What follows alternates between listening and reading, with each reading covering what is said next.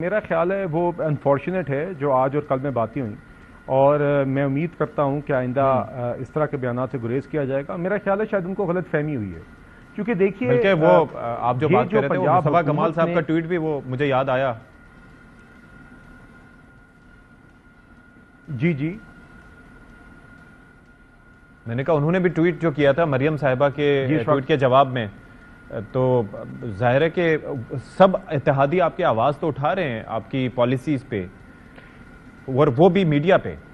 نہیں دیکھیے اشفاق صاحب، یہ ان وارنٹڈ ہے۔ دیکھیے میں آپ کو بتاتا ہوں کیوں۔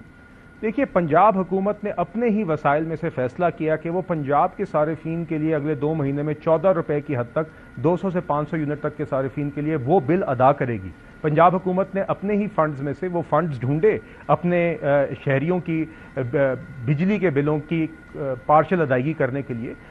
کسی اور صوبے کو کوئی اس قدم سے روک نہیں رہا، بجائے اس کے کہ اس قدم پہ تنقید کریں، آپ خود بھی اس معاملے کو فالو کریں، آپ بالکل ہمارے ماڈل کو ریپلیکیٹ کریں۔ آپ کو کس نے روکا ہے؟ آپ بجائے اس کے کہ آپ عوام کو ایک ریلیف کا جو میجر دیا جا رہا ہے اس پہ تنقید کریں۔ سندھ گورنمنٹ کو بالکل یہ قدم اٹھانا چاہیے اور دیکھنا چاہیے کہ وہ 200 سے 500 یونٹ تک اگر اپنے سندھ کے شہری جو صارفین ہیں ان کو ریلیف دینے کے لیے کتنی رقم بنتی ہے، اور وہی میکینزم اڈاپٹ کر لے جو پنجاب حکومت نے کیا ہے، جو کہ ایڈوانس پیمنٹ کر رہی ہے ڈسٹریبیوشن کمپنیز کو جو پنجاب میں موجود ہیں، اور ان کی جب ان صارفین کے جب بل آئیں گے 14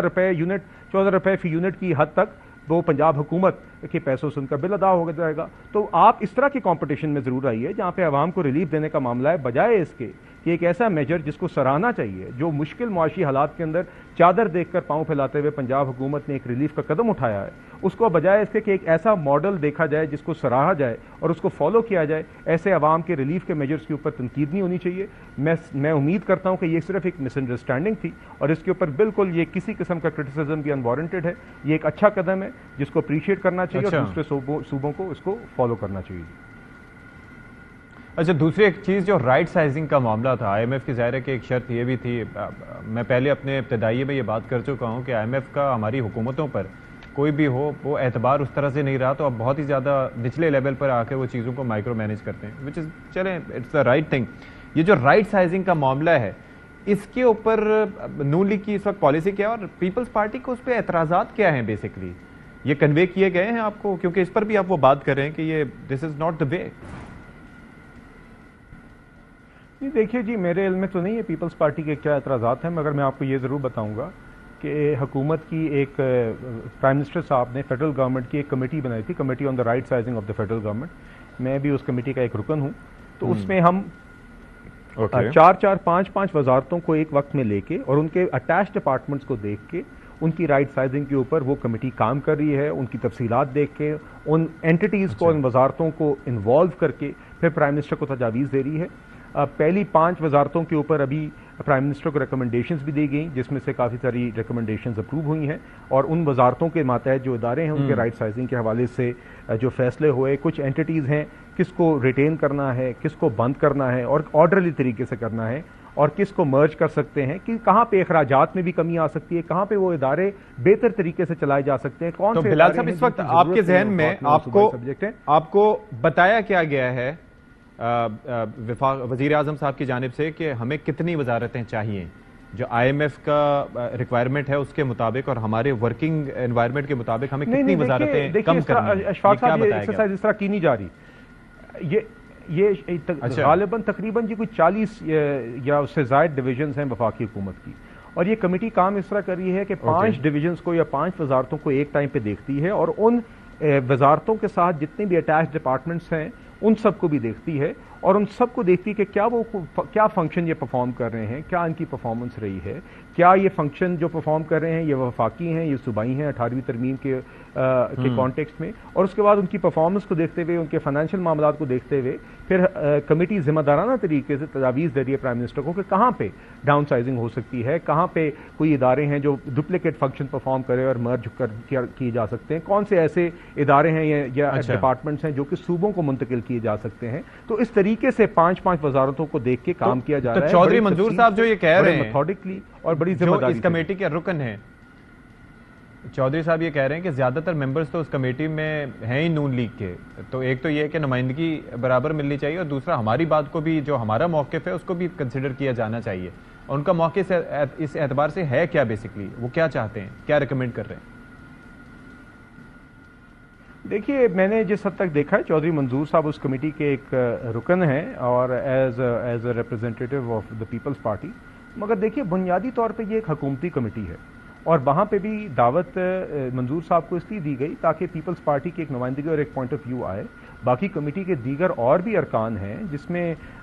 میں بھی شامل ہوں، کچھ بیوروکریٹس بھی ہیں، کچھ کیبنٹ ممبرز ہیں، تو وہاں پہ تھریڈ بیئر ڈسکشن ہوتی ہے اور کمیٹی کے اندر کچھ جگہوں پہ کنسنسس ہوتا ہے، کچھ جگہوں پہ میجورٹی ویو ہوتا ہے اور اسی کی بنیاد کے اوپر ریکمنڈیشنز پرائم منسٹر کو دی جاتی ہیں۔ بہت ساری ریکمنڈیشنز ہوتی ہیں جس پہ کمیٹی ممبران آپس میں بھی کافی بحث کرتے ہیں۔ تو دیکھیے یہ تو ایک کمیٹی کی ورکنگ کا حصہ ہے۔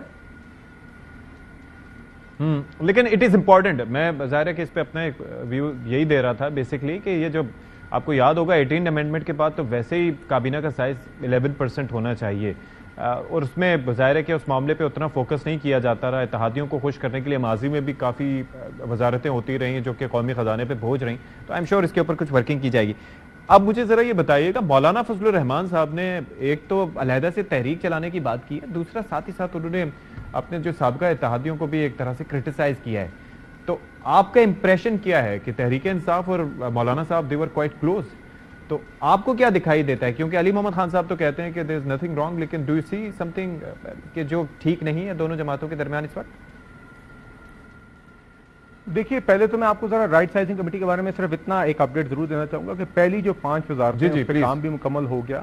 اور پرائم منسٹر صاحب نے کو بھی پیش بھی کر دی گئی، انہوں نے بھی کچھ فیصلے کیے اینڈ آئی تھنک کیبنٹ کو بھی اعتماد میں لے لیا گیا ہے اور اب اگلے بیچ 5 وزارتوں کے اس پہ کام ہوگا اور اس کی مزید تفصیلات آئندہ آپ کے سامنے آئیں گی، جو پہلی 5 وزارتیں اور ان کے ڈپارٹمنٹس ہیں اس کے حوالے سے۔ جہاں تک مولانا صاحب کی بات ہے تو دیکھیے سب سے پہلی بات تو یہ ہے کہ مولانا فضل الرحمان صاحب اور